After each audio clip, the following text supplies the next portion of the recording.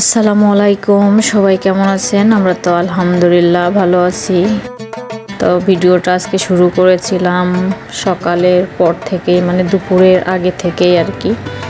তো আজকে হচ্ছে আমি একটু ফালুদা বানাবো, এই কারণে এখানে দুধ চাল করে নিয়েছি। আর হচ্ছে আমার ফালুদা একটু ছিল, আর হচ্ছে আমি আবার এখানে একটু সাবুদানা অ্যাড করেছি। আর এখানে হচ্ছে আমি জেলিটা বানিয়ে নিয়েছি রুয়াবজা দিয়ে, আর প্যাকেটে যে একটা ছিল ওইটা দিয়ে। তো একটু রুম টুম এখন গুছিয়ে নিচ্ছি আর কি, তা না হলে তো আর সময় পাওয়াই যাবে না।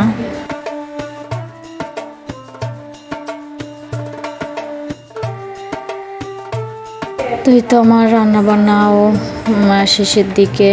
তো এখন আমি একটা মশলা করে নিব আর কি। তো মশলাটা শেষ হয়ে গিয়েছে।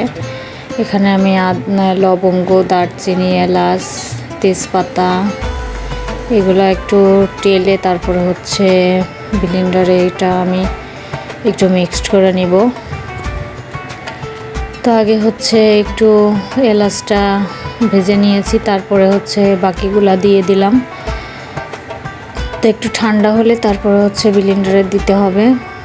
তো চলে আসলাম হচ্ছে আমার এই যে টমেটো গাছের এখানে টমেটো ভালোই ধরছে, আর ছিমগুলা হচ্ছে ধরে কিন্তু খাওয়া হয় না। এই যে বাড়ির আশেপাশের অবস্থা খুবই খারাপ, বাড়ির যেহেতু কাজ চলছে। তো এগুলো একবারে পরিষ্কার করব, এখন আর কিছু করব না। তো মাশাআল্লাহ আমার মরিচ গাছেও কিন্তু মরিচ চলে এসেছে। তো সবাই আমার পুরো ভিডিওটা দেখবেন, ভালো লাগলে অবশ্যই একটা কমেন্ট করবেন, একটা লাইক করবেন, চ্যানেলটি সাবস্ক্রাইব করে আমার পাশে থাকবেন। তো রোজার মাসে হচ্ছে আমার ভিডিও তেমন করা হয় না, এই কারণে ভিডিও দিতেও পারি না। তো পাশাপাশি যে লাউ গাছে কিন্তু প্রচুর লাউ আসে, কিন্তু এগুলো আর বড় হয় না, পচে পচে এমনিতেই পড়ে যায়।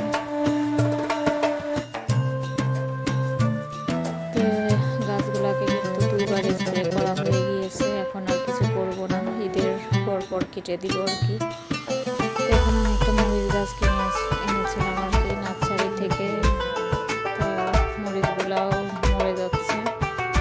তো এবছরে কিন্তু মাশাআল্লাহ এই যে আমগুলো খুব ভালো এসেছে, প্রতিটা আম গাছেই কিন্তু সুন্দর মুকুল এসেছে। আমি হচ্ছে এই যে মশলাটা গুঁড়ো করে নিয়েছি।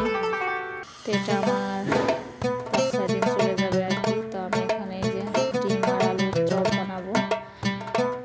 ফাঁকিটাও আমি কিন্তু দিয়ে দিচ্ছি একটু এর ভিতরে, খুব সুন্দর একটা ফ্লেভার।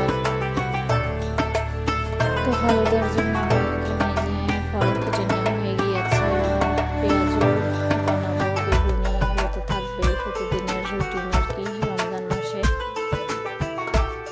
তো একটু লাচ্ছি বানানোর জন্য আবার আমি এখানে দই আর 7 আপ নিয়ে নিয়েছি।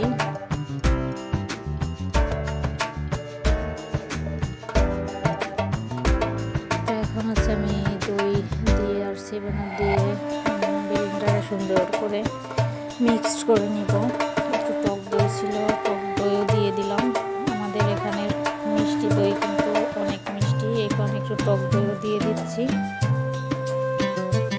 আমি যে ভাজাভুজি করার জন্য কিন্তু রান্নাঘরে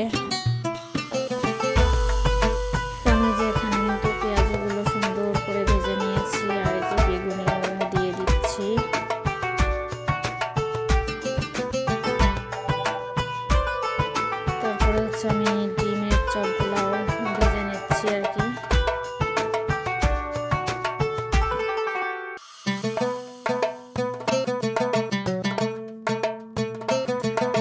তো এই যে ফালুদা মিক্সড করা হবে এখন আর কি। আমার বাসায় যা যা ছিল আর কি সেটা দিয়েই করার চেষ্টা করলাম আর কি। এখানে আপেল, তারপর হচ্ছে কমলা ছিল, দেওয়া হয়নি। আর জেলো টেলো এই যে কেটে তারপরে দিয়ে দেওয়া হয়েছে। ইফতারি কিন্তু রেডি।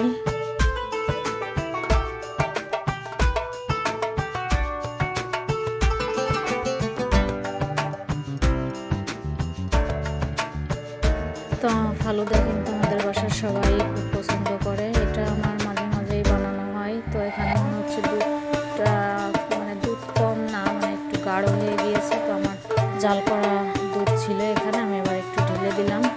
তো এই যে মুড়ি মাখানো হয়ে গিয়েছে। আজকের মতো ভিডিওটা শেষ করছি। আল্লাহ হাফেজ।